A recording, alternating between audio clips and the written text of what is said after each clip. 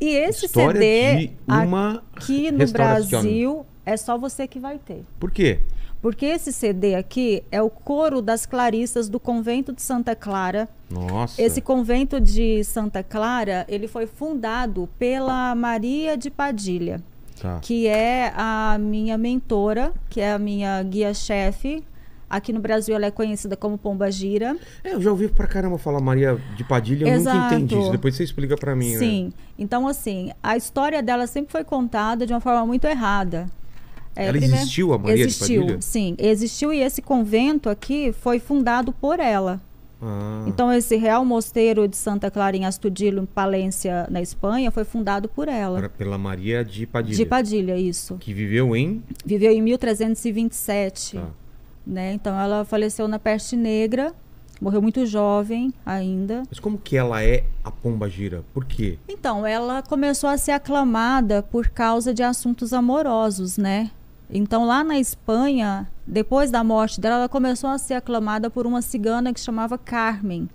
Então, o que aconteceu? Maria de Padilha, ela era então rainha de Espanha, só que naquela época ela não tinha bens materiais. Ela era uma moça humilde, que a mãe dela trabalhava no castelo, no Palácio de Dom Pedro, e ele então se apaixonou por ela.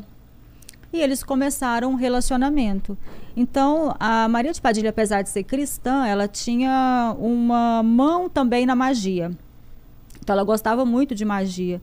E aí ela foi se juntando com os magos do palácio, né? Porque, para quem não sabe, os palácios, os Tinha reis mago? e rainhas, todos têm, até hoje tem. Pra fazer previsões? Fazer previsões, saber exatamente qual é o momento certo de tomar uma decisão, essas coisas. Então, até hoje isso é usual, né?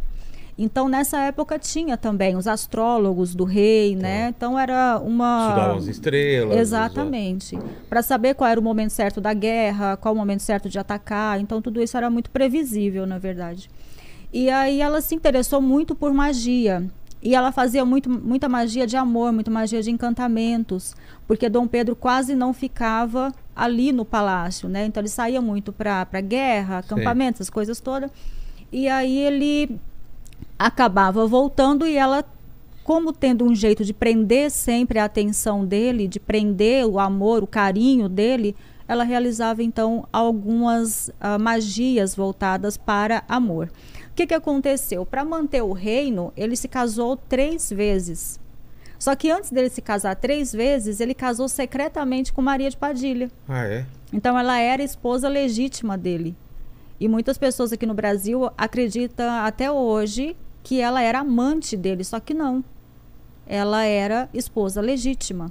E por que não foi casado pelas... Porque, assim, ele não... Ele casou às escondidas com ela porque ele precisava continuar casando com outras princesas. Por causa do sangue por causa real, de sangue real e por causa das terras também. E claro, para manter o... Exato. Então, assim, por muitas vezes, no dia que a primeira filha dela nasceu, né, a primeira filha dos dois nasceu, ele se casou nesse dia com a primeira esposa. Entendi. Depois ele se casou outra vez, e na terceira vez ela não aguentou. Ela disse, não, agora eu não aceito mais, eu vou me trancafiar. E aí ela pediu autorização do Papa para fundar esse convento, Santa Clara. E aí ela fundou o convento e foi para lá. E ficou reclusa lá? Ficou reclusa até que ele... Até o final da vida? Não, ela viveu lá durante a vida toda, até o final da vida, tanto que ela foi enterrada lá. Tá. E depois ela acabou saindo da clausura, porque ele foi atrás dela, né? Ah, é?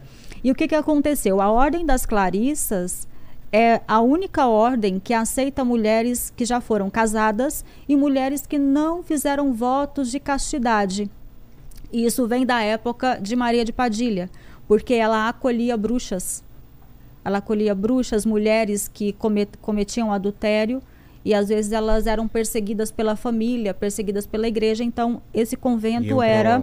Exatamente. Hoje ainda é um convento de clausura. Para mulheres só? Só mulheres. Moram hoje 21 freiras nesse convento. Eu tenho acesso ao convento a qualquer momento, tudo. Agora, fevereiro eu vou para lá. Ah, é? E eu vou ficar ele é lá aberto alguns... ao público? Não, ele é fechado. Ele é fechado. Nem para visitação externa? Somente o museu. Ah, tá. Só o museu. Mas o convento em si não é aberto para o público. Que cidade que é mesmo? É em Palência, na Espanha. Palência. Então Então eu estou indo para lá para fazer uma Mas iniciação. daí para virar a entidade Pombagira, é uma Sim, entidade? é uma entidade. Então, o que acontece? Começaram a aclamar ela na Espanha para Aclamar, o que assuntos... significa? Chamar, invocar exatamente para fazer as magias e os feitiços de amor, né? Ela era muito aclamada pelas ciganas. Então ela saiu da Espanha e foi para Portugal. Quando ela chega em Portugal, ela sai do nome Maria de Padilha e se torna Maria Padilha. Tá.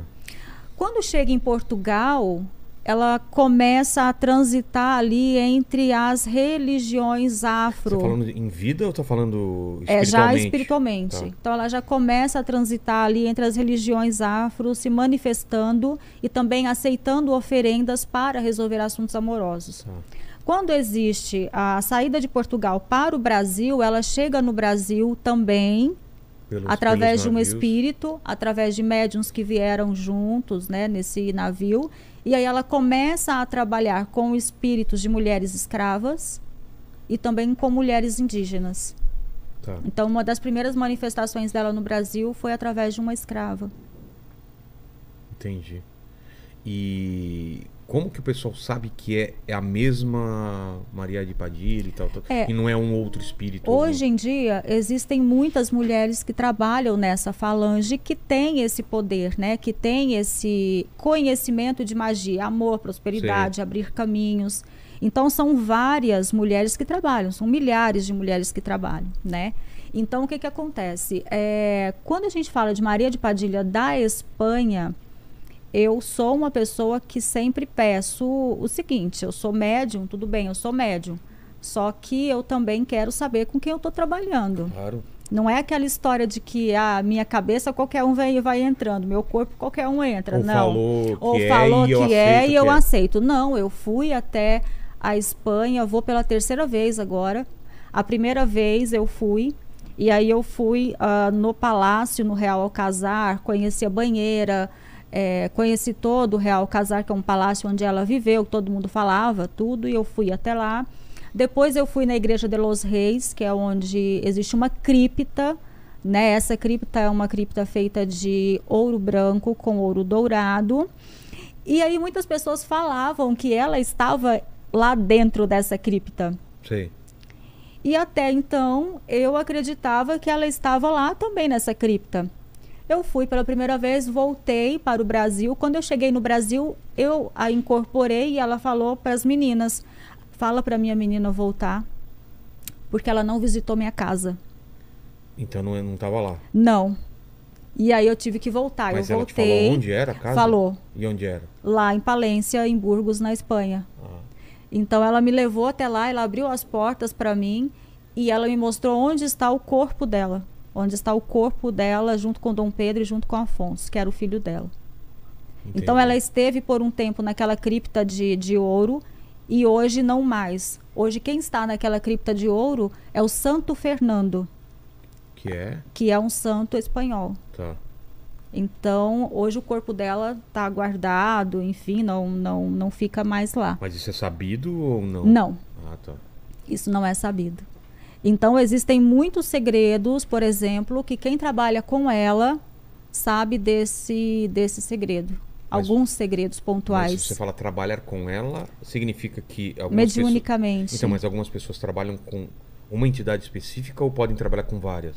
Podem trabalhar com várias. Por exemplo, eu trabalho tanto com espíritos masculinos quanto com espíritos infantis. É você que escolhe? Não. Ou eles que escolhem? Não. É uma ligação ancestral, né? Ah, é? A gente costuma dizer que toda essa ligação que a gente tem com as entidades é uma ligação ancestral. Já vem de linhagem, né? Ou seja, você já é escolhido para realizar um determinado trabalho. E se você não aceitar, por exemplo?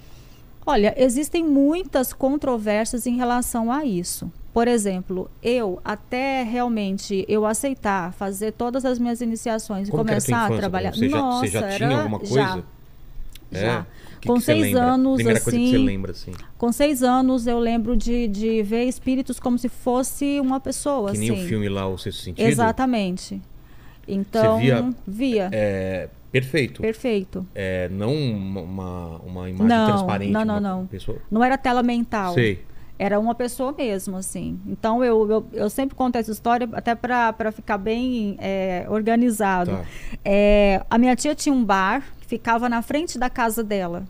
E do bar, o bar era aqui, tinha um corredor aqui, a casa dela era aqui. A gente brincava muito nesse corredor quando era criança. E muitas vezes eu via pessoas saindo do bar, entrando na casa dela, e eu ficava irritada porque eu ia atrás dessas pessoas. Eu falava que é a casa da minha tia, você está entrando onde? O que vocês estão fazendo aqui? E eu ia atrás, eu ia chamar minha tia para aquelas pessoas. E aí não tinha mais Chegava ninguém. lá, não tinha mais ninguém. E ela achava que você estava mentindo? Não, às vezes eu falava assim, ela nem me dava atenção. Tá. Ou às vezes eu chegava e já tinha ido embora, já, sabe? Não dava nem tempo de falar. Entendi. Né? Então, hoje, isso acontece, é um pouco diferente, porque eu já tenho domínio, então eu não vejo o tempo todo. Você não tinha medo quando você era criança? Não, quando Nunca era criança, medo? não. Mas quando foi que você entendeu? Eu vim a ter medo quando eu fui para a Renovação Carismática Católica. Fiz parte também. Você fez parte também. A minha mãe, até hoje, ela é diretora de um grupo de oração. Então, no RCC, por exemplo, eu fazia seminários. E aí eles ficavam, espírito não sei o quê, espírito papapá, né? E na Renovação Carismática, eu peguei um pouco de medo, né? Só que com 11, 12 anos ali, eu já fazia magia. O que tipo de coisa?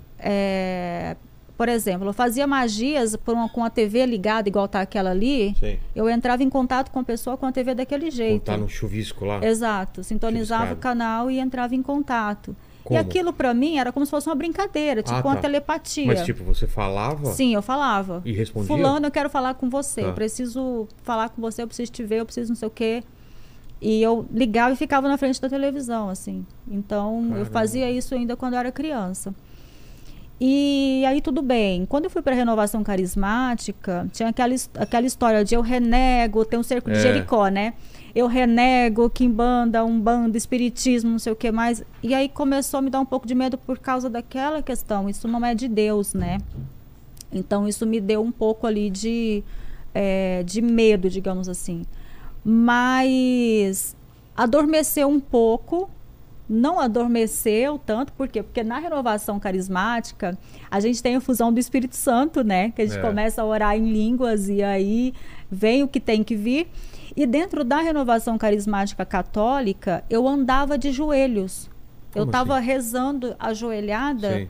E quando eu começava a orar em línguas, meu corpo tremia tanto que eu ia parar lá na frente do altar. Andava ajoelhada. E em casa também isso acontecia muito. Eu dormia entre a minha mãe e meu pai, ainda acho que com 27 anos, tinha noite que eu ia dormir na cama dos meus pais. Eu falava, mãe, coloca a mão na minha cabeça. Não, porque eu tremia, tremia, assim, ao ponto da cama bater na parede. Mas tremia por quê? Porque eu sempre fui médium de incorporação, né? Ah, tá. E aí ninguém sabia o que era? O meu pai sabia.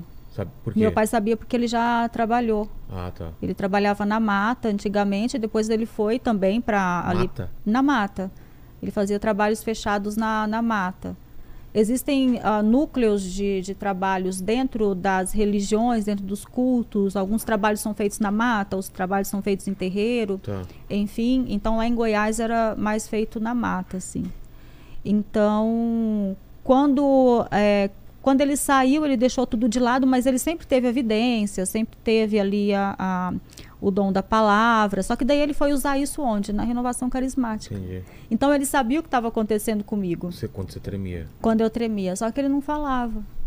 E aí? E aí eu passei mal até os meus 31 anos. Não foi ao médico, nada? Eu ia no médico, não tinha nada. Putz.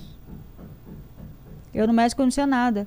A chave virou para mim, eu falo que foi uma virada de chave assim na minha vida, porque eu achava que tinha alguma coisa errada comigo. Eu ouvia vozes, eu via coisas, eu sentia coisas, e eu pensei, tem alguma coisa errada comigo aqui. E aí eu fui fazer psicologia, eu entrei na faculdade de psicologia em 2004, e dentro do estágio de psiquiatria, nós fazíamos aula em um sanatório espírita. E aí esse sanatório espírita tinha de tudo lá. Tinha assassinos, tinha pessoas que realmente eram esquizofrênicos. Sério. E uma mulher que a gente entrevistou, ela... Às vezes esquizofrenia, você acha que é alguma coisa de Sim. incorporação? Aí eu comecei a acreditar nisso. É? Porque quando eu entrei na faculdade de psicologia, eu fiquei ciência, Valeu. né? E mais ciência. Ai, um cafezinho. Ah, Melhor café. coisa do mundo. Quer Obrigada. adoçante? Quero um açúcar, por favor. Essa é das nossas, hein, Paquito? Não, aqui, se botar uma garrafa de café aqui, a gente vai até amanhã. Conversando. E aí... Você quer café? Ah, ele vai fazer? Tá. E aí... eu entrei, obrigada. E aí, em 2004, eu entrei na faculdade e aí eu comecei aquela história. Tudo é ciência, tudo é ciência, tudo é ciência. Imagina, não quero mais saber de religião, porque agora eu, né, vou saber tudo sobre a mente humana. É. E aí eu comecei a estudar e fui fazer esse estágio numa clínica psiquiátrica, que era um sanatório, na verdade, espírita. E aí, eis que um dia nós estávamos fazendo a aula e entrevistando os pacientes. E aí chegou uma mulher que tinha esquizofrenia, a esquizofrenia dela com a psicose, ela também tinha psicopatia, enfim. Sim. Então ela era tudo ali junto e misturado. E ela sentou numa cadeira, os alunos assim, para entrevistar, né? E aí perguntava, o que você fez? Eu matei meus 3 filhos, Nossa. afogados. E era verdade? Sim, ela tinha 4 filhos. Desses 4, ela matou 3 afogados e o 4º fugiu. Meu Deus. E aí uma das minhas colegas de sala perguntou para ela, né?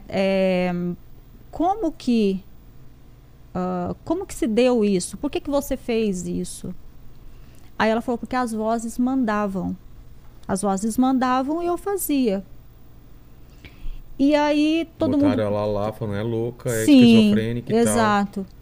E aí a gente ficou, sabe quando fica todo mundo parado, assim, que vozes, né? Eu falei, puxa vida, desde criança eu escuto vozes, então peraí. Aí uma amiga da sala falou, tem algum momento que essas vozes param? Aí ela olhou para nós e falou, quando os homens de branco chegam. Quem são os homens de branco? Os médiuns do sanatório. Tinha médium? Sim, porque eles iam dar passe. Ou eram os enfermeiros com roupa branca? Aí a gente perguntou para ela, ela falou quando os homens de branco chegam.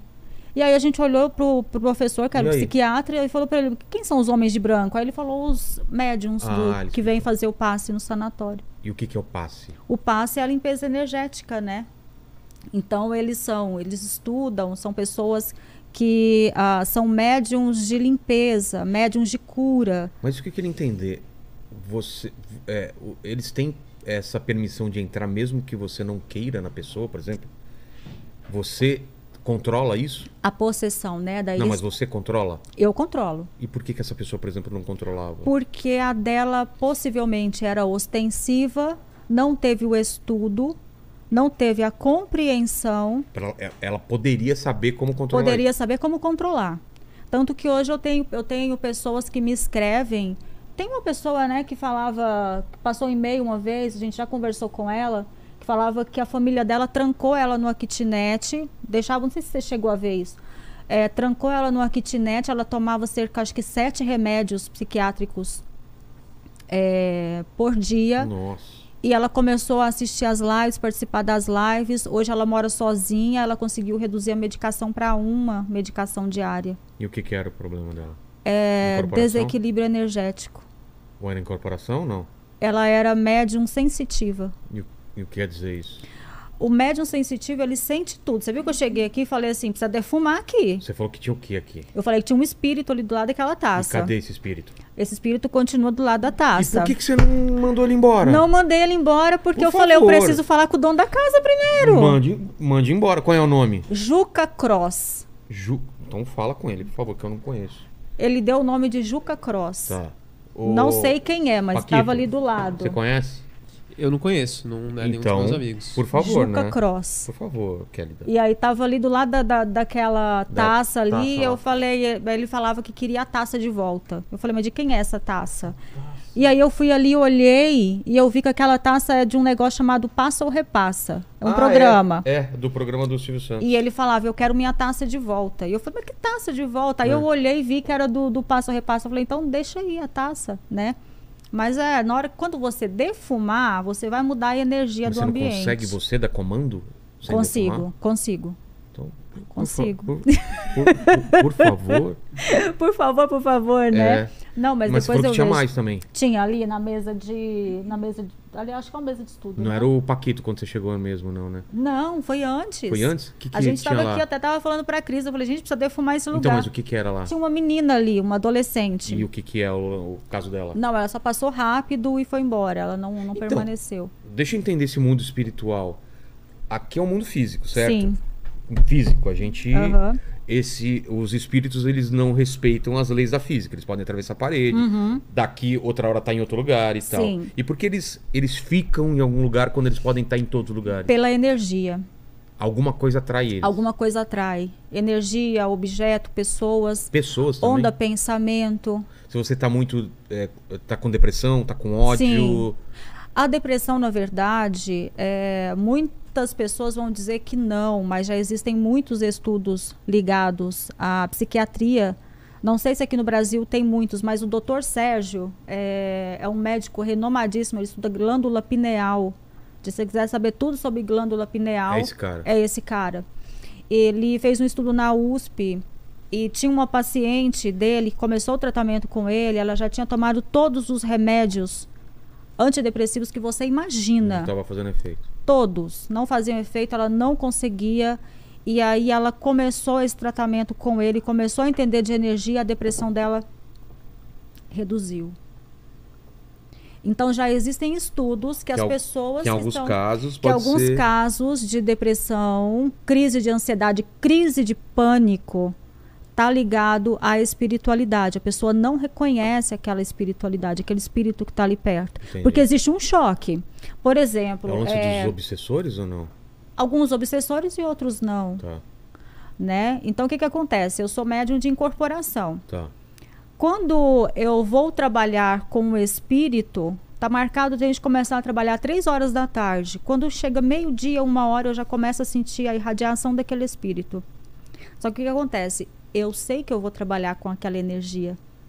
Então... Você se prepara. Altera o humor, altera um pouco o jeito de olhar, eu já sei que é o espírito.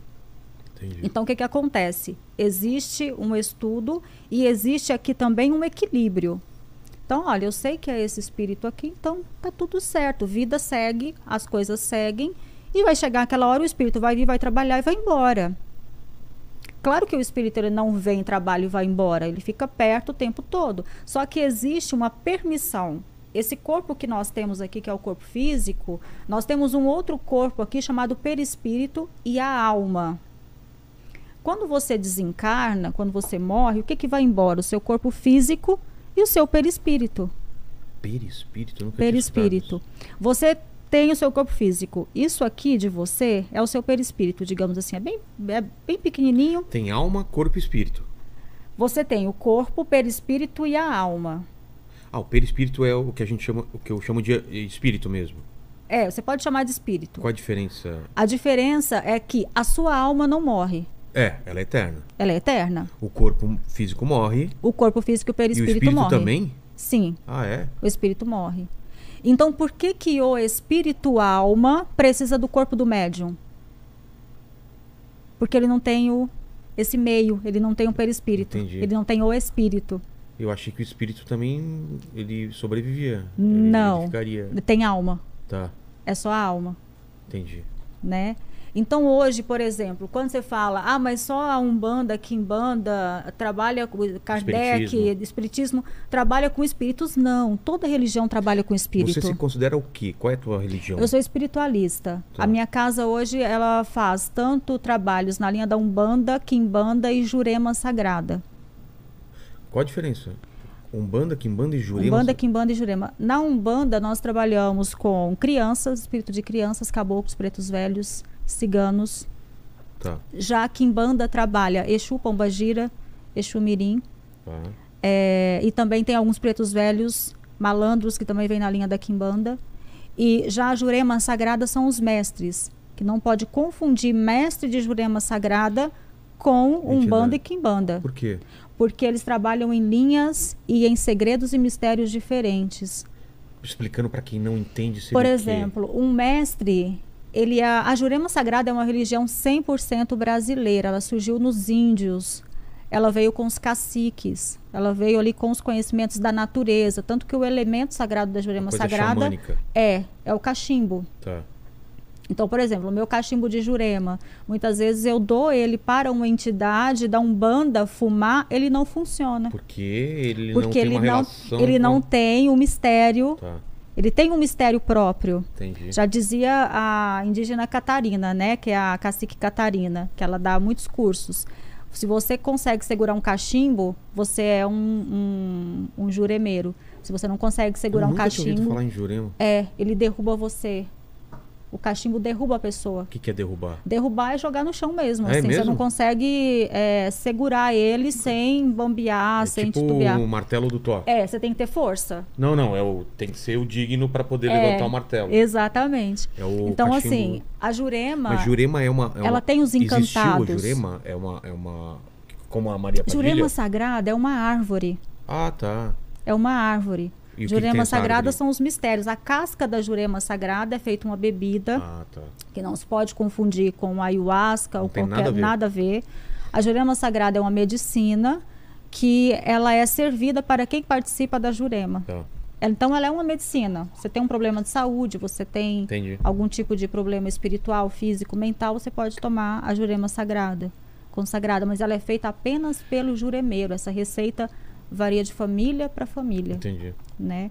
Então, assim, são muitas vertentes dentro da religião espírita no Brasil, e hoje em dia existe muita mistura, né? Por exemplo, o mistério da Jurema Sagrada, algumas entidades de Umbanda têm permissão para entrar, mas você não pode misturar os dois cultos. Se você vai fazer Jurema Sagrada, é Jurema Sagrada.